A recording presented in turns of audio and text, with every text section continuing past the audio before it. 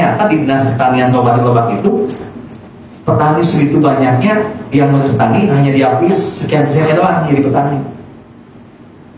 Gitu kan, ini permasalahan serius menurut saya.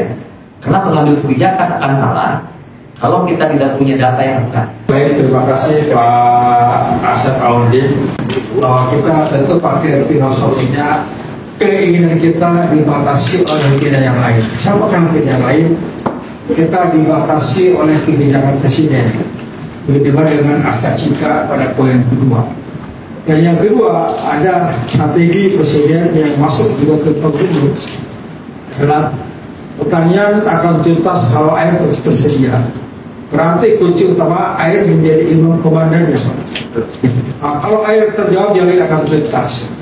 Yang kedua, komoditas utama yang diperjuangkan Pak Presiden adalah beras padi. Berarti padi adalah imamnya komoditas. Kalau padi proses produksinya tuntas, ya air akan ikut tuntas. Apa maknanya? Padi faktor komoditas di air. Air yang menjadi permasalahan di kita cukup besar. Pertama, kualitas catchment area tangkapan daerah air konservasi masih bermasalah. Yang kedua, kualitas bendungan jaringan primer sekunder tersier di Banten kualitasnya masih tidak lebih daripada 60%. Itu menjadi fokus utama kebijakan presiden juga dengan kebijakan Pak Presiden. Nah, sehingga kami juga di Dinas Pertanian anggaran APBN kami hanya ada Satker tugas pembantuan untuk tanaman pangan dan PSP, sehingga Satker hortikultura, perkebunan, peternakan tidak ada. Sekarang Jakarta nyaris seperti Kementerian Padi. Di luar itu semuanya Pak Hasan, kita bersyukur dalam sejarahnya Republik ini lahir, baru sekarang setelah 57 tahun sekarang negara belum mampu mengkaya beras 3,5 juta ton. Ini stok belum, ya stok beras ini belum pernah tercapai, Pak. Nah, baru kita sekarang. Makanya apa?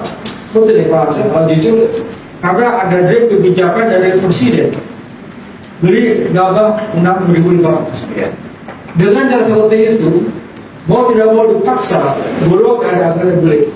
Dan bahkan di situ ancamannya pun juga udah beberapa kali direksi PIJA yang dipindahkan, bahkan diganti juga di juga ada bakal hukum dan sebagainya. Nah, di sini dengan negara hari dengan kekuatan, tapi di fase kita itu semua ternyata tidak semua tidak semua. Ada orang yang berasa pada dinamnya mengganggu. Dan siapa yang terganggu? Optimal yang sering memanfaatkan teori ekonomi. Kalau terjadi pada raya, dasarnya oversupply, sehingga jatuh. Dulu Pak, itu dulu. Sekarang enggak. Darah hanya dengan golong harganya 200 dibeli Pak. Ternyata pada raya harganya begitu. Stabil, tapi tetap Pak. Keterpuasan masih ada. Contoh paling mudah di mana TikTok kembali dari Lampung Tengah, yang menyebut ya presiden PHP, itu yang juga kemarin di Kecamatan Pulau Sari, di daerah saya Pak, untuk lapornya ke saya Pak. Sebetulnya bisa buat sesuatu. Lalu saya Pak kirim sesuatu ke pinggir ke Pak, sedikit ancaman dengan terpincar. Kalau betul saya kirim ke kamu, ya takut. Itu Pak. Dan langsung hanya hitungan jam turun ke kota dibeli Pak. Tapi mereka kecewa. Ini sudah kalau yang apakah di provinsi itu yang tidak.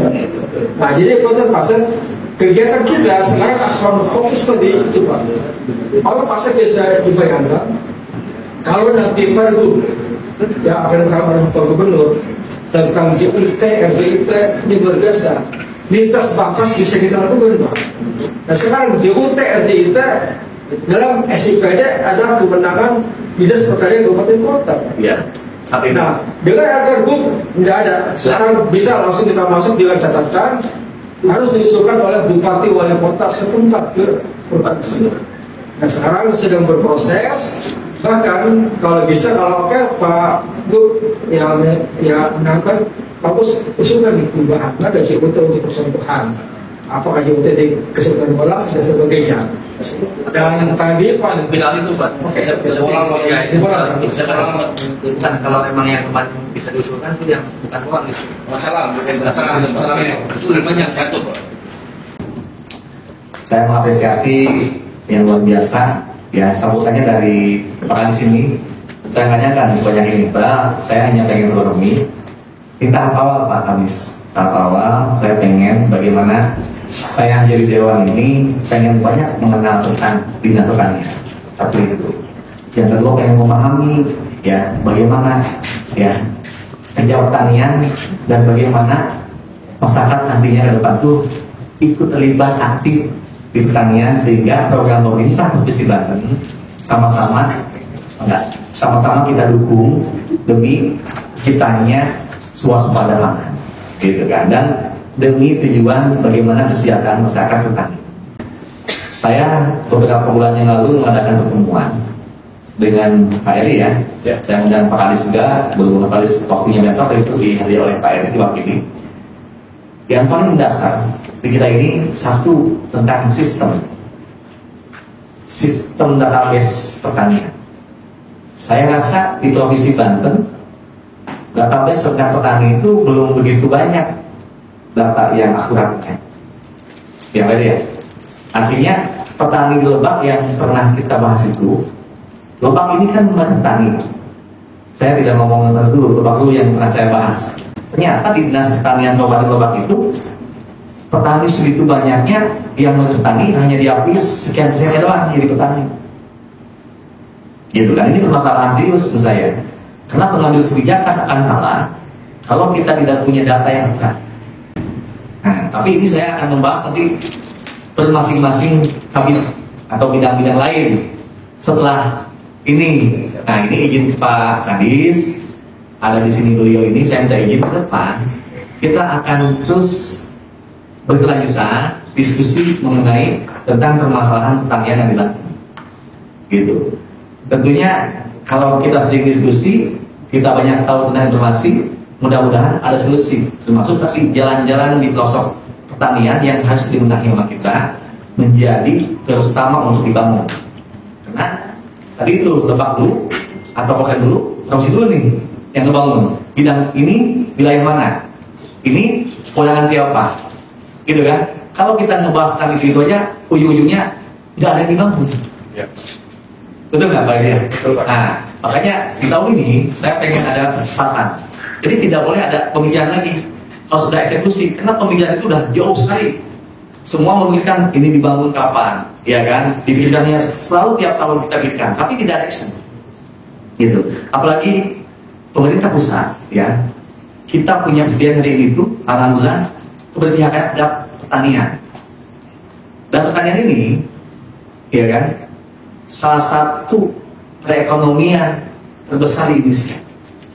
Masyarakatnya petani. Di Banten juga kan, meskipun udah ada industri di Cilegon, di Kabupaten Tangerang dan Kota Tangerang, tapi kan petaninya paling banyak. Nah, maksud saya ke depan, bagaimana keberpihakan pejabat atau keberpihakan gubernur ke depan, kalau kita dapat informasi yang utuh tentang kondisi petani, keberpihakannya tentang pembangunan petani. Saya tidak melihat yang lainnya penting, enggak. Tapi ini menyangkut hajat hidup orang lebih banyak. Betul nggak? Maksudnya keberpihakan itu keadilan kan? Kalau masyarakat di Lebak, Pandeglang, bahkan Serang, petani semuanya Banten itu kebanyakan petani, yang lain mungkin pegawai dan lain-lain. Kontribusi kita pemerintah, bagaimana mengalahkan itu? Karena buat saya, ya pertanian ini menyumbangkan kontribusi besar bagi perekonomian masyarakat. Nah, satu yang saya akan konsen ke depan, bagaimana menata petani dari data. Artinya, Banten ada berapa ribu, berapa ratus ribu, berapa juta masyarakatnya petani. Saya pengen sebanten itu betul-betul semua petani masuk dalam sistem. Kenapa? Karena tidak mungkin mereka dapat bantuan, pupuk subsidi, bantuan lain-lain, terlibat aktif masuk ke dalam kelompok tani kalau mereka tidak didata dengan baik. Jadi setelah kita nanti mengetahui tentang database, data pertanian yang akurat benar, insya Allah kita nanti akan mendata berapa pupuk yang harus disiapkan oleh Provinsi Banten. Kita itu ada permasalahan di air. Ada yang betul tanahnya kering, kalau hujan aja dapat air. Ada yang sebetulnya mereka ada air, ya, ada bendungan atau ada irigasi, tapi tidak berfungsi. Ya, Pak Anies, ya, itu permasalahannya. Sehingga para petani ketika bertani mereka tidak maksimal nanam padinya karena airnya tidak berfungsi. Perairan menjadi penting buat petani karena itu adalah nyawanya pertanian. Kalau seandainya tidak ada irigasi, tidak ada bendungan, bisa nggak kita ke depan mengalokasikan sumur bor air? Daerah kita ini, Pak Anies, sawahnya luas, contohnya, tapi nggak ada sumber airnya. Nah, bisa nggak kalau model bantuan-bantuan sifatnya bantuan kepada kelompok, tapi yang betul-betul terasa langsung? Alat penting, ya. Karena butuh alat, tapi menurut saya yang lebih penting daripada alat itu adalah air dan jalan. Mudah-mudahan Pak Kadis ya ngajak saya banyak belajar dengan Dinas Pertanian, karena saya pun tidak hanya pengen mengetahui, tapi saya juga pengen langsung, saya pengen nyoba nih. Sebenarnya ada lahan warga di daerah Cimarga, ya Cimarga. Kita ada 20 hektar kurang lebih. Saya minta, udah, saya minta 5 hektar, saya akan nanam alpukat. Silahkan seperti saya modalin, saya cobain. Saya pengen mengajak itu, karena saya pengen memberikan ilmu-ilmu pengalaman saya waktu kemarin saya kunjungan Pak Aris dengan dinas mana atau dengan kementerian mana tentang ini. Saya pengen katakan itu, tapi saya tidak punya waktu dan tidak punya keahlian. Tapi saya pengen mengedukasi masyarakat petani sana. Hayu, tanaman ini lebih memiliki nilai ekonomis yang tinggi dibanding tanaman yang lain. Oke, saya siap untuk itunya, bahannya siapkan, ya sama Pak Adis. Jadi saya udah melakukan itu meskipun belum tanam nih, baru mulai. Itu salah satu langkah saya supaya saya pengen membuktikan bahwa saya tidak hanya omong. Mungkin Pak Adis pertanyaan saya itu ke depan, ini kan kayak organisasi saya udah punya, supaya apa? Supaya saya pengen tahu, oh dengan siapa Pak Kadis izin? Saya akan informasikan bahwa Kadis Pertanian dengan jalannya ini. Nanti silakan masyarakat ke depan, kalau ada hubungan dengan bidang ini, kabinnya ini. Ya kan? Saya juga mohon nanti Pak Kadis izin ketika Dinas Pertanian memberikan edukasi kepada masyarakat, atau pertanian ini sudah punya percontohan apa, ya kan? Izin saya juga minta tolong diinformasikan supaya saya go up bahwa ini nih masyarakat, gitu kan ya, ternyata di proses Banten ini kita sudah punya ini. Masyarakat kalau mau bertani yang menguntungkan selain gabah, selain padi, ini nih. Ya, Pak Asep tadi berbicara tentang pupuk subsidi. Data yang pertama Pak menunjukkan bahwa 40% petani Banten tidak berebus pupuk. Nah ini yang 40% ini kan angka yang tidak sedikit Pak. Nah 40% bisa disebabkan dia mungkin tidak masuk kepada simultan, dia tidak masuk kepada kelompok tani, atau nggak punya uang. Itu Pak, ada 3 kemungkinan. Aturan menunjukkan bahwa yang namanya petani, baik penggarap, pemilik, berhak untuk mendapatkan pupuk subsidi dengan luas maksimal 2 hektar. Nah yang tadi dikatakan Pak Asep, bagusnya nanti kita ambil testimoni, misalnya di bidangnya Pak Dadan, dia farm padi, dia skala besar nanti dia farm padi, sandingkan dengan yang ada di Pasepul. Di Pasepul ada irpom misalnya, di Pasepul ada perbaikan irigasi tersier, satu kesatuan Pak yang sama.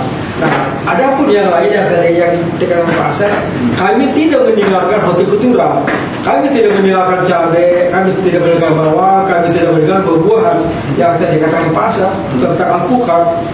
Itu alpukat sebagai salah satu pilihan komoditas yang kami ambil. Kami setiap tahun Pak di balai terus mengadakan pemilihan untuk alpukat. Yang lain itu Pak, sama Pak saya seperti kelapa dan lain sebagainya. Tapi masa perlu diketahui bahwa hampir 80% kegiatan belanja modal dinas 80% adalah aspirasi Pak. Saya katakan Pak, Iya. kami kebagian sisanya yang merupakan program reguler dinas Pak. Ini nanti kami harus terbuka Pak. Apakah kami butuh domba?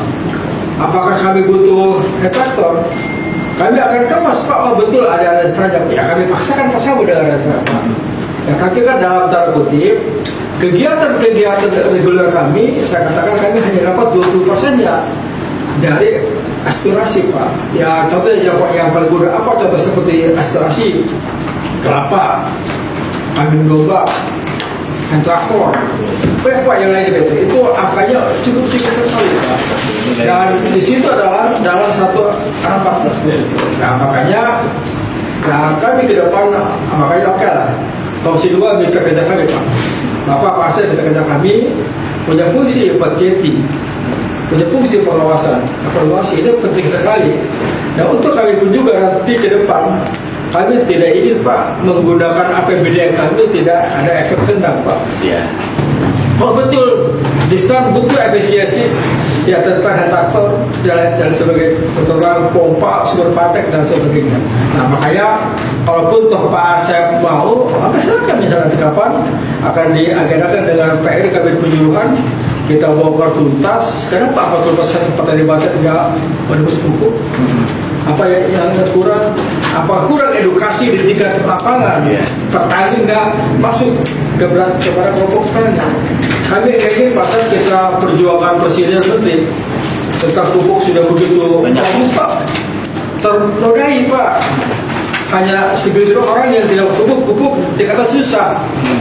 Ternyata ia nggak masuk kepada sistem Pak seperti itu Pak. Sama Pak yang lain pun juga yang kami kembangkan. Tapi terus terang pasal mayor kami Pak adalah kami dukungannya pada algo input yang paling utama Pak, algo input padi pupuk. Apa kami berikan pupuk non subsidi, benih dan turunannya juga fisiknya adalah untuk pembuatan perbaikan JUT, RJIT dan ketentuan yang lain. Izin menambah saya sedikit terkait tambahan dari Kadis. Betul kami memegang dari BPN ada total untuk fisik betul Pak. 99% semua dari BPN. Kalau APD hanya 1% Pak. Sumber patek hanya cuma 24 titik Pak. Kalau kita pompa kami tahun ini Pak, tahun kemarin itu hampir 331 Pak. Di Lebak itu hampir 200 unit Pak. Di POM di Pandeglang itu sekitar 76 unit Pak. Itu baru-baru impor.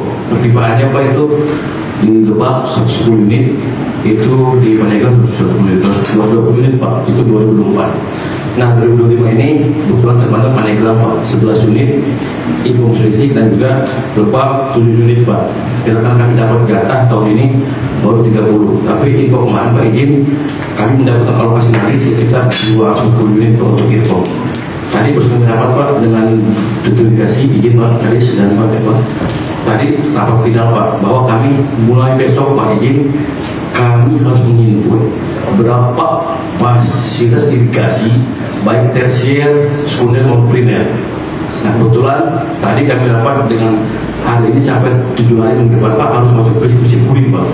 Divisi Puri bahwa kami harus mengusulkan kalau kurang pusat tetap kami usulkan Pak, karena semua kalau memang di daerah tidak ada anggaran, pusat siap untuk menanggulangi anggarannya Pak. Makanya besok kami juga izin, tapi besok setelah Jumat kami harus kembali Pak dengan PUPR. Masalahnya ini harus segera Pak, karena tahun ini harus terrealisasi Pak, kecuali bendungan Pak. Bendung karet kami sampaikan Pak bahwa ini harus segera karena BWTVS itu hanya memberi karetnya Pak. Kami terprotes, ini harus dialihkan bendungannya. Nah, alhamdulillah tadi respon dari Direktur Irigasi bahwa akan dibawa langsung rapat besok dengan teman-teman dari pusat Pak, karena kami minta nggak ada efeknya pendangnya kalau harus diperbaiki karetnya Pak. Sesuai dengan perintah teman-teman di lapangan ini harus pindah. Termasuk Cilatak Pak, kami sampaikan juga Pak, Cilatak yang Panimbang itu Pak, bahwa itu kami itu harus segera memperbaiki fungsi itu Pak, karena Panimbang ini Panimbang itu Panimbang terus Pak. Dan permasalahan di Cilatak Pak, Sungai Cilatak yang terus terus terhimpit Pak, perlu ada bendungan ataupun bendungan waduk Pak, karena tiap tahun pasti bendungan Panimbang itu tiap tahun pasti banjir. Masih banjir, kami supaya dengan PUPR harus dibentuk ataupun dibentuk bendungan Pak. Gak mungkin tiap tahun terjadi banjir di Panimbang, Atia itu salah satunya sumber di Sungai Cilacap Pak. Itu yang perlu kita gambarkan Pak. Terima kasih Pak. Mungkin saya Pak dari Kepala Bidang Penyuluhan dan Perizinan, terus sekaligus PLT Sekretaris di Provinsi Banten. Setelah adanya efisiensi sejumlah 103 miliar Pak, berkurang di 14,2 miliar Pak. Itu yang 14,2 miliar itu adalah sebagian besar adalah perjalanan dinas Pak dan belanja modal efisiensi. Nah, dengan adanya tadi kebijakan Pak Gubernur itu harus nanam kaki jatol di pinggir jalan tol mulai dari rest area yang di Balaraja sampai ke Serang Timur, itu kurang lebih 750 hektar Pak. Lahan pertanian, lahan sawah Pak. Cuman Masyarakat deh. ya masyarakat ada juga yang perusahaan juga, nanti mungkin di minggu depan ada pendataan Pak di penyuluh dengan desa setempat. Jadi tidak mengurangi padi Pak, itu ditanam pas masa musim kemarau Pak. Sampling berarti ya? Ya, biasanya di hamparan tersebut itu ditanaminya padi perak Pak. Jadi tidak ditanami karena tidak ada air. Mungkin setelah panen yang kedua nanti akan dilaksanakan penanaman secara tanam benih langsung tergerak dengan jagung yang bagus Pak. Terus selanjutnya kegiatan di tahun 2025 fokus kita Pak karena lahan kita tidak bertambah, mungkin nanti ke depan di tahun 2025 ini ada 300 hektar Pak diintensifikasi padi sawah. Itu sebenarnya kurang, cuman kita juga mengajukan dalam skala prioritas program prioritas Pak di Dinas Pertanian itu diajukan di 5.000 hektar Pak. Di 5.000 hektar sebanten 5.000 hektar, syukur-syukur sih lebih Pak kalau ada anggarannya, karena dari 5.000 hektar tersebut 4.000 yang intensifikasi jenis padi biasa yang biasa ditanam di masyarakat, di petani. 1.000 hektar itu tanam padi biosalin Pak. Jadi kita menggunakan irigasi irpom yang Pak Saiful sudah dibangun. Kan irigasi irpom itu bertujuan pada saat musim kemarau. Nah, justru pada saat musim kemarau tersebut, air tersebut sebagian besar di Panasalam, Malimping, terus Pagelaran, Panimbang, itu airnya masuk dari laut ke jadi asin Pak. Makanya dengan adanya kita udah mencoba di tahun kemarin di 6 BPP berhasil Pak, di 5 BPP. Sekarang karena ada efisiensi cuma 2 BPP, jadi ada varietas biosalin Pak. Jadi yang kurang lebih 40.000 hektar itu yang biasanya tidak ditanami karena ada air tapi tidak bisa digunakan, ya mungkin dengan adanya varietas yang biosalin ini bisa ditanami Pak, karena udah dicoba di Kecamatan Manasalam, di desa Cisarap itu Pak. Itu sekitar 1 hektar. Tadi normal Pak, produktivitas juga normal seperti biasa, cuma dia tahan terhadap salin. Kuat tuh ya ini. Tahun sekarang kita di 6 BPP saya kasih itu alat untuk mengecek kadar asin Pak. Jadi misalkan petani kadar asinnya berapa, itu bisa ditanam, mungkin bisa digunakan varietas biosalin. Itu yang program ke depan. Nah, yang tadi Pak Kadis diinformasikan bahwa itu tidak terserap pupuknya, itu disebabkan ada berbagai macam Pak alasan di tingkat lapangan. Itu tak alasan. Yang pertama itu memang dari segi kemampuan petani itu tidak mempunyai menebus pupuk dari segi keuangan. Yang kedua dari segi kemampuan finansial distributor, kios pengecer juga itu sangat dipengaruhi juga. Terus yang ketiga, sampai saat ini juga Pak di tahun 2025 penyerapan pupuk subsidi itu hanya 16%. Tahu dan 5 bulan ya? Iya, 16% itu kenapa? Karena saya rasa itu pendataannya tidak orang per orang yang disebutkan tadi Pak Haji. Iya. Harusnya masih penyuluh itu merencanakannya per orang. Kamu punya lahan misalnya 1 hektar. Memang 1 hektar itu 2 kintal, Pak. Cuman belum tentu dia membeli 2 kintal. Karena dari segi kemampuan. Iya. Yang harus dimasukkan ke dalam database tadi perencanaannya itu dari segi kemampuan. Oh, saya mampu hanya 100 kintal, itu dimasukin 100 kintal. Kalau itu dimasukin 200 kintal, itu ada silpa 100 kintal tidak terserap, Pak. Kebutuhan dia harus disesuaikan dengan kemampuan. Iya, harusnya kebutuhan subsidi itu bukan berdasarkan kebutuhan lahan, Pak. Jadi kebutuhan subsidi adalah kebutuhan kemampuan yang akan ditanam, kemampuan modal, Pak. Seperti itu.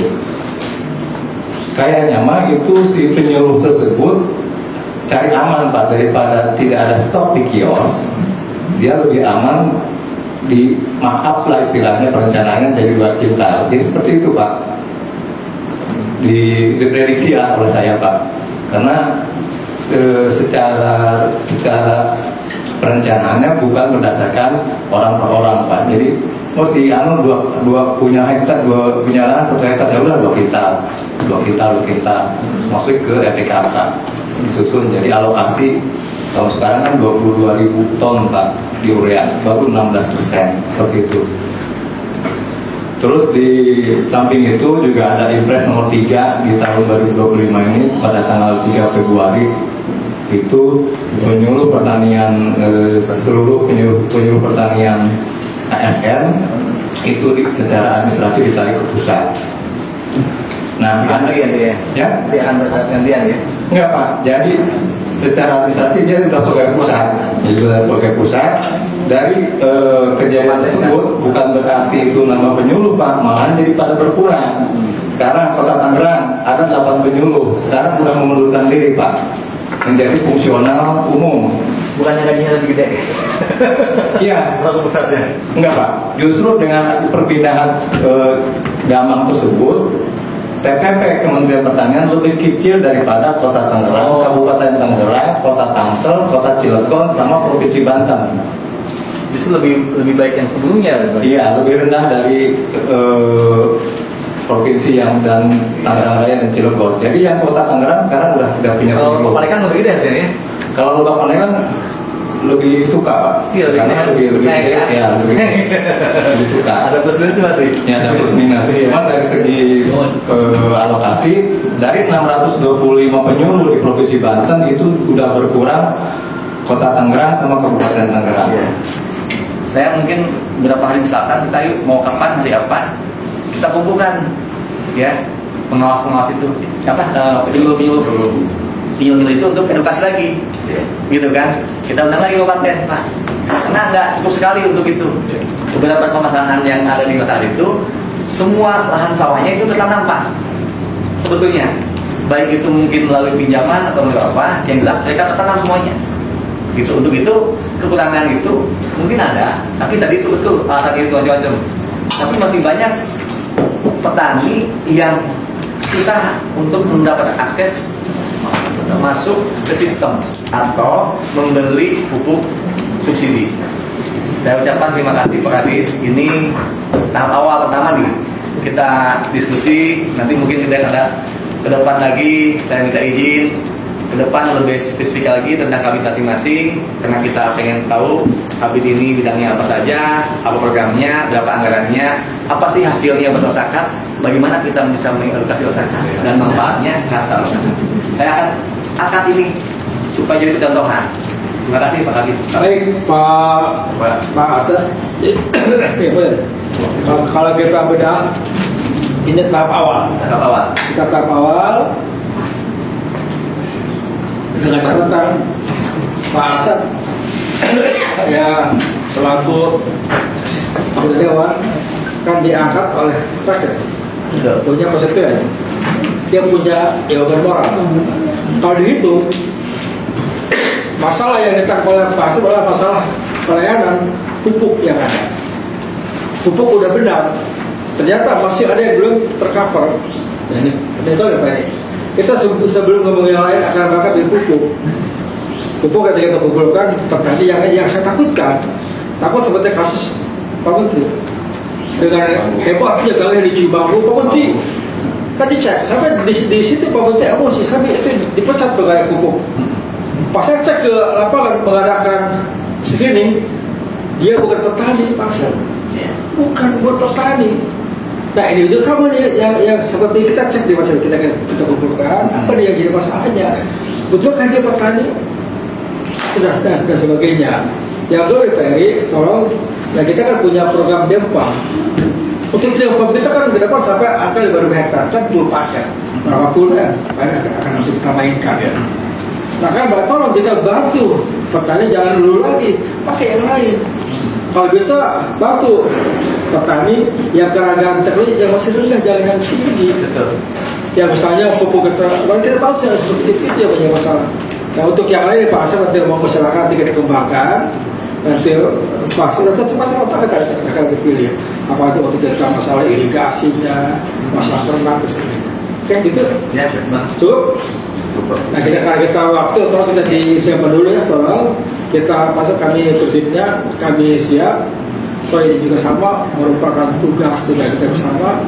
Bahkan kami lebih senang dengan pola begini, kami terus diingatkan. Jadi kapanpun siapa yang datang ke Distan kita udah siap. Yang seperti itu, yang seperti tipikal masa banyak kita di Banten. Nah hari ini Pak Asep lalu di besok siapa? Kan sama begitu yang sama dan kita udah berdata yang sama seperti itu.